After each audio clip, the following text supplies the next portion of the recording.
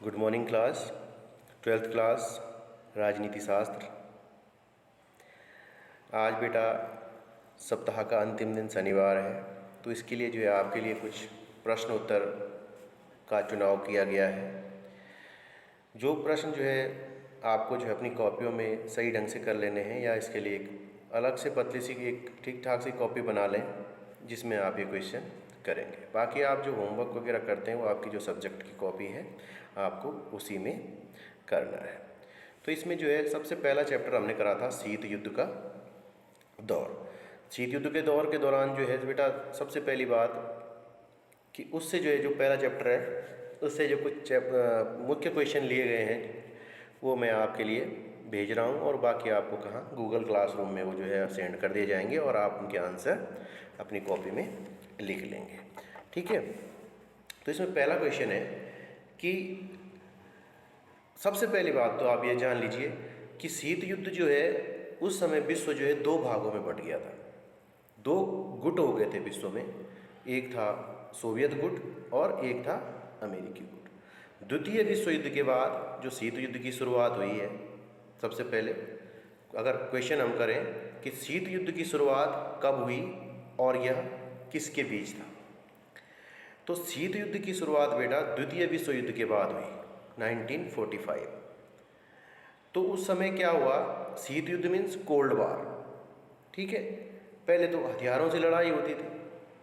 अब जब अमेरिका में जो है परमाणु बम गिराए गए, जापान वो अमेरिका द्वारा जो है जापान पर परमाणु बम गिराए गए जो 1945 में हिरोशिमा और नागासाकी पे अमेरिका द्वारा, तो उसकी जब विनाश लीला लोगों ने देखी तो लोगों को जो है कांप गए लोगों की रूह कि भाई परमाणु हमला इतना खतरनाक होता है, हथियारों की लड़ाई से जो है बड़ा नुकसान है।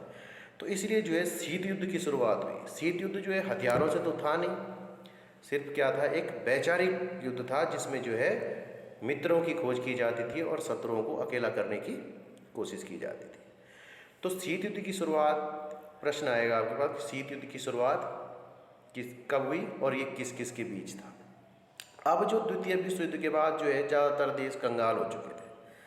मुश्किल से सोवियत संघ और अमेरिका दो ही ऐसे थे जो अपने आप को इस विश्व में ताकतवर कह सकते थे। अब ये दो गुट थे, तो इन्होंने जो है दोनों को, अपने देशों को, जितने भी अन्य देश थे उनको अपनी तरफ मिलाना शुरू कर दिया। अमेरिका ने चाहा कि ज़्यादा से ज़्यादा देश मेरे साथ जुड़ेंगे तो मेरी शक्ति बढ़ेगी। सोवियत संघ ने सोचा कि ज़्यादा शक्ति मेरी तरफ, ज़्यादा देश जुड़ेंगे तो मेरी शक्ति बढ़ेगी। तो अमेरिका और सोवियत संघ दो गुट बन गए।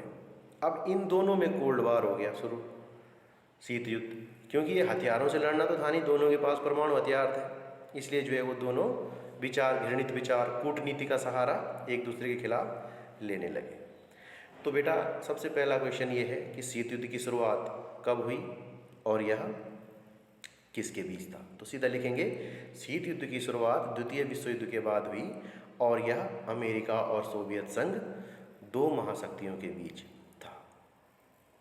ये भी आ सकता है कि शीत युद्ध किन किन के बीच था, तो आप लिख सकते हैं शीत युद्ध दो महाशक्तियों अमेरिका और सोवियत संघ के बीच था। अब इसमें आता है दूसरा कि महाशक्तियाँ दूसरे देशों के साथ, यानी जो छोटे देश थे उनके साथ सैन्य गठबंधन क्यों रखते थे। सैन्य गठबंधन मीन्स उनको सैनिक समझौते करती थी वो छोटे देशों के साथ। क्यों करती थी, उनको क्या फ़ायदा था, क्योंकि छोटे देश को बड़े देश से समझौता करना था ये तो मैंने सुना है, लेकिन बड़ा देश छोटे देश से समझौते क्यों करेगा, जब उसको फ़ायदा होगा। तो दोनों महाशक्तियाँ, बड़ी महाशक्तियाँ सोवियत संघ भी थी और अमेरिका भी थी, तो दोनों छोटे छोटे देशों के साथ जो है सैनिक गठबंधन बनाती थी। क्यों, उनको क्या फ़ायदा होता था, सबसे पहले ताकि इन देशों से अपने हथियारों का सौदा कर सके। अब माना छोटे देश हैं, गरीब देश थे, अमेरिका ने बोला कि मैं तुम्हें ये हथियार दूंगा। अब अपने हथियार बिक भी गए, कुछ पैसा भी आ गया। ठीक उसी तरह सोवियत संघ भी था, वो जैसे उनके हथियार उन्होंने बना दिए तो किसी को बोल दिया कि हाँ जी तुम्हें हम हथियार बेचने, एग्रीमेंट कर लो जी कि इतने हथियार हम तुम्हें एक साल में देंगे, लेकिन तुम्हें हमसे ही खरीदने पड़ेंगे, ये नहीं कि तुम कहीं दूसरे से ले लो। तो इस तरह का सैन्य गठबंधन करती थी कि ताकि जो है अपने हथियार बनाए और उनको बेच दिए। तो क्या होता था, इससे उनको आर्थिक लाभ होता था दोनों महाशक्तियों को। फिर दूसरा, इन देशों में सैनिक अड्डे स्थापित कर सके। सैनिक अड्डे मीन्स अब कहीं पे हमें ज़मीन चाहिए कहीं और जगह हमला करने के लिए, ताकि मैं और नज़दीक आ जाऊँ। आजकल आप देख रहे हैं अमेरिका की कोशिश देखिए आप, भले ही भारत का साथ दे रहे हैं चीन के खिलाफ, लेकिन क्या होगा, ज़मीन किसकी होगी अगर लड़ाई होगी? अगर अमेरिका लड़ाई करेगा तो किसकी ज़मीन से करेगा? भारत की ज़मीन से। कोई भी अन्य देश अगर हमारा सपोर्ट करेगा तो ज़मीन तो हमारी होगी। भले ही अमेरिका को तो चीन को दिखाना है, उसकी तो एक मन में है कि चीन को जो अपना दबदबा एक बार ज़रूर दिखाना है। अब उसको बहाना चाहिए कि कहाँ से दे। अब वो भारत का साथ दे के जो है चीन पे अपना दबदबा बनाना चाहता है, तो कहाँ से लड़ेगा? भारत की ज़मीन से। कि उसको दबदबा दिखाने के लिए नज़दीक कहाँ पड़ेगा? इंडिया की ज़मीन इस्तेमाल होगी। तो इसलिए जो है ये अपने अड्डे भी स्थापित करते थे वहाँ पे, सैनिक अड्डे। ठीक। अब गठबंधन के तहत जो है, अब गठबंधन हो गया कि भाई अगर ठीक है, उस समय तो क्योंकि भय का माहौल था, डर का माहौल था, तो सभी चाहते थे कि भाई महाशक्ति किसी बड़े आदमी का हाथ अगर हमारे ऊपर रहेगा तो हम थोड़ा सुरक्षित रहेंगे। तो छोटे देश भी चाहते थे कि हाँ चलो ठीक है, अगर एक देश के साथ जुड़ा रहूँगा तो साथ तो ये मेरा देगा। तो इससे क्या होता था कि वो बड़े देश क्या करते थे कि अपनी कुछ सेना को उन छोटे देशों में रखते थे। अब जब सेना आदि कुछ सैनिक वहाँ रहेंगे, 500 रहेंगे, 800 रहेंगे, तो उन सैनिकों का जितना खर्चा सैलरी वगैरह कौन देगा? वो देश देगा जहाँ पे रहता है। खाने पीने हर चीज़ की व्यवस्था कौन करेगा? वो छोटा देश करेगा जहाँ बड़े देश ने अपने सैनिक भेजे हैं गठबंधन के तहत। इससे उसको क्या फ़ायदा हुआ? उस पर आर्थिक दबाव कम पड़ा, इतने सैनिकों को खाना पीना जो भी तनख्वाह वगैरह सैलरीज देनी थी वो उसकी बच गई। तो 3 कारण थे। एक, हथियारों का सौदा करते हैं, दूसरा सैनिक अड्डे स्थापित करने हैं, और तीसरा जो है कि जब कुछ सैनिक वहाँ रहते थे तो उनका खर्चा जो है उसी देश को उठाना पड़ता था, जिससे महाशक्तियों पर क्या था, आर्थिक दबाव कम आता था। ठीक। अब है बेटा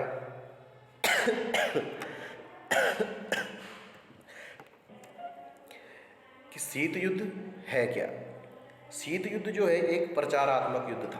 पहले भी कहा शीत युद्ध की परिभाषा, यह एक प्रचारात्मक युद्ध था जिसमें जो है दोनों महाशक्तियाँ एक दूसरे के खिलाफ कूटनीतिक विचारधारा का सहारा लेती थी। इसमें जो है मित्र बनाए जाते थे और शत्रुओं को अकेला करने की कोशिश की जाती थी। यानी कि एक दूसरे को जो है अकेला करना, यानी कि ज़्यादा से ज़्यादा लोगों को अपनी तरफ मिलाना। माना आप मैं हूँ, अगर किसी दोस्त की लड़ाई हो गई, हम 2 दोस्त हैं, या 2 व्यक्तियों की लड़ाई होती, दोस्त तो चलो रहने दो, 2 व्यक्तियों की लड़ाई हो गई, दोनों हम पावरफुल हैं, तो हम क्या करेंगे, अपनी तरफ मैं दूसरे की बुराई करूंगा, वो मेरी बुराई करेगा, ज़्यादा से ज़्यादा लोगों को अपनी तरफ जोड़ने की कोशिश करेंगे। मतलब एक दूसरे के खिलाफ जो है घृणित विचार का सहारा लेते थे। प्रचारात्मक युद्ध था, एक दूसरे के खिलाफ प्रचार करना था कि भाई सोवियत संघ कहेगा कि अमेरिका ने जो ये नीति अच्छी नहीं है, ये आप लोगों के लिए घातक है। फिर सोवियत संघ कहेगा कि वो अमेरिका कहेगा कि सोवियत संघ ने तो ये कर दिया, ये गलत है। दोनों देश क्या है, एक दूसरे की बुराइयां करने लगे। तो एक शीत युद्ध था जिसमें महाशक्तियाँ एक दूसरे के विरुद्ध घृणित विचार का सहारा लेती थी, और एक कूटनीतिक युद्ध था जिसमें जो है शत्रु को अकेला करने और मित्रों की खोज करने की जो चतुराई थी उसका प्रयोग किया जाता था। ठीक। अब बात आती है अवरोध। अवरोध मीन्स संतुलन, रोक और संतुलन। अवरोध का मतलब ये होता है कि जहाँ पे 2 पक्ष हैं और दोनों जो है खतरा समझते हैं, कि अगर माना हम 2 पक्ष हैं और दोनों पक्ष लड़ते हैं तो दोनों एक दूसरे के खिलाफ जो खतरा, मतलब डर, इसको भी डर लग रहा है और इसको भी डर लग रहा है। क्यों?